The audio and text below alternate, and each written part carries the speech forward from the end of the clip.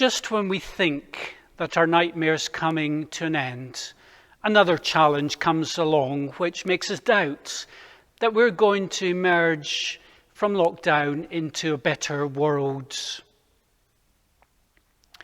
There have been demonstrations, and that is a good thing because we live in a democracy and people should be able to express their views. But then when we hear of riots and the police being attacked, that raises all kinds of concerns for us when we were hoping for a better world. For Nebuchadnezzar, I'm sure most nights he slept well. He had no reason to have nightmares. He, after all, was king of the mighty Babylon. And yet one night he had a dream that disturbed him, a dream that he didn't understand. It's a salutary warning to us that when we think all is well or is going to turn out well, then we need to stop and take care and look to see what's really going on in our world. It's a reminder too that a better world doesn't suddenly appear. It takes the efforts of all of us to build that better world. I think apart from some extremists in our country, by and large I regard this as a nation where everyone is equal and there's little prejudice. I've also, to be honest and say that I struggle when I've being asked to think about the past and take responsibility of what people have said and done in the past. And when I hear phrases like Black Lives Matter, I want to shout out and say, but all lives matter. And then, of course, I would want to say we can't judge the past by present standards. Statues have become a focus for the present protests. And as a historian, I would want to say that they're part of our history. And to remove them is to try and airbrush out some of the past. Maybe it's because of the different world in which we live, and because people have been speaking very clearly and loudly, that I, for one, have stopped to listen and have a greater desire for a better understanding of the past, which makes for the present and shapes the future. In one sense, statues are not important, and David Lammy, the MP, last week pointed out that 1% of the police and the judiciary are black, and yet over 50% of those in our youth offenders institutions are black. And to put that in its perspective, the population in the UK, about 11% are black. So 1% in police and judiciary falls far short, and 50% in our youth offenders institutions is out of proportion. So all is not well. David Lammy also over this last week has spoken out and said there's no need for another report or another commission. That's all been done. They need to be taken off the bookshelves, dusted down, and the action that were recommended in this reports put into effect. Last week I watched a clip of Michael Parkinson interviewing Muhammad Ali. I don't know if he interviewed him more than once, but they were always lively events. In this interview, which took place about 50 years ago, it was very jocular as Ali spoke about when he realized that everything of any significance is white. So you have Snow White, you have the White House. And when he went to church, he saw that Jesus was white and all the angels. He asked his mother, "Are any of the angels black?" And his mother said, "Yes, of course there are black angels, but they're in the kitchen making the milk and honey." And everyone laughed because Ali was playing to the audience. But they laughed too when Muhammad Ali recounted the story of having won gold in the Olympics. He entered a restaurant and was told that they didn't serve the likes of him. And he got thrown out for being black. And everybody laughed because Ali encouraged them to laugh. But it must have hurt.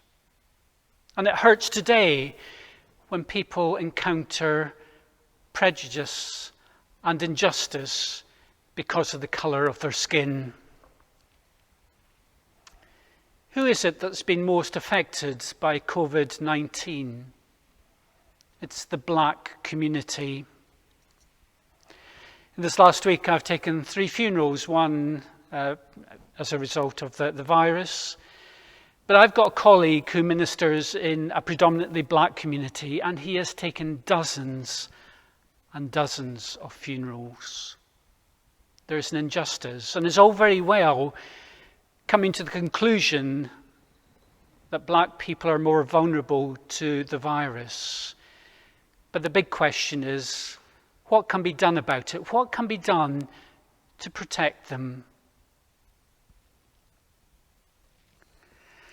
Statues are symbolic, and yet they're significant. Where I went to secondary school, at the top of the hill overlooking the village, is a statue. The statue is about 30 foot high, but with the plinth, it stands 100 feet tall. You can see it from miles around. It's of the first Duke of Sutherland and was erected and paid for by his tenants. It's an impressive sight and monument. But when I got to secondary school, I discovered in my history classes that this was the Duke who cleared the land of hundreds of people to make way for more profitable farming in the shape of sheep farming. People were thrown off the land. Some fled to the coast.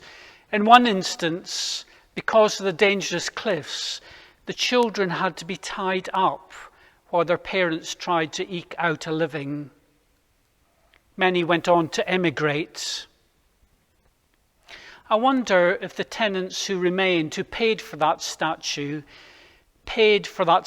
out of respect or out of fear. There have been attempts to remove that statue, and no doubt in the coming weeks there will be more calls. One person, even in the dead of night, tried to remove lower stones to topple it. Others have tried more democratic means. The one striking thing is, if you visit that village, or indeed anywhere in the county I grew up in, and ask about that statue, most people would be able to tell you who it is and what they did. People know the history. But for other statues, like the one in Nebuchadnezzar's dream, it can be a mystery. No one knows or hears about the whole story. And so it's important that those stories are retold in classrooms and in communities, just as Nebuchadnezzar needed to find out what was the meaning of that statue. Nebuchadnezzar. Historians may well say that he was a great king, but we need to remember that he was the king who threw Daniel into the lion's den, who threw Daniel's friends, Shadrach, Meshach, and Abednego, into the fiery furnace. As much as history might depict him as a great king, he had failings and flaws. And that's a dangerous thing about putting up any statue. No one is perfect. I was just thinking, William Wilberforce, there's a statue of him. And yet, he was someone who was addicted to opium for 45 years. What do we make of him then? And yet, of course, he said that's what made him such a great orator, because he was able to take opium. And he did campaign for the abolishment of slavery. Statues can serve a purpose. There are no statues of Adolf Hitler. So how is he to be recognized and the evils of his life to be recounted?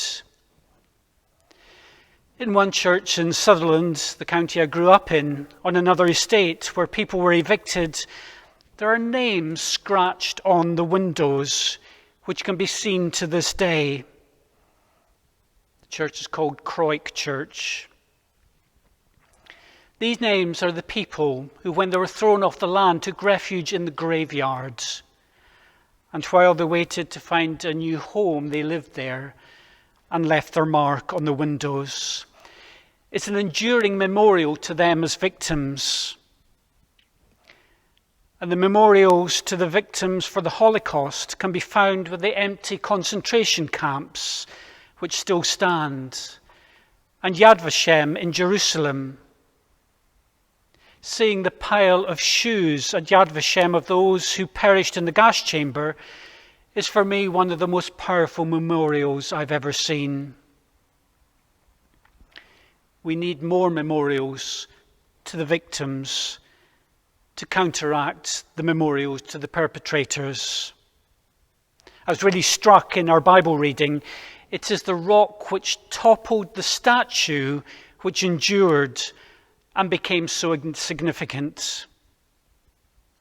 The stories of victims and monuments to them will long outlast the statues that adorn our public places, because they have a more powerful story to tell. Black lives matter. A preacher recently made the powerful point that when black lives matter, then all lives will matter. What I believe he was saying was that because black people are often at the bottom of the pile, give them rights and dignity, and it will lift all those who are near the bottom rung. This week, Marcus Rashford, a black football player, told the story of poverty and hunger as he grew up in a family of 5 with a single mum. And he started a movement this week to ensure meals are provided for the poorest families in our country over the summer. Some of them will be black families, but many will be poor white families too. Yes, it's time to topple statues, not necessarily physically, but metaphorically. The clay feet need to be exposed in the way we teach history, and the myths need to be debunked from our history to make way for a better, fairer world. We shouldn't fall into the trap that one other leader has done when referring to his country and say that we should make Britain great again. Yes, there have been good things in the past, but there are other things which we are not proud of. All that is happening at the moment might seem like a bad dream, but as one black leader put it, I have a dream. He had a dream of a better world. But let's not just dream and hope, but let us pray and work to bring about change. Nor should we rule out redemption. Our next hymn was written by a slave trader who found Christ and became a minister of the gospel and an advocate for the abolition of slavery. Amazing grace, how sweet the sound that saved a wretch like me. I once was lost, but now I'm found, was blind, but now I see. A moving hymn, a special hymn to many, but when you know the background, a background that talks of God's ability to change people and therefore the world, it takes on new significance.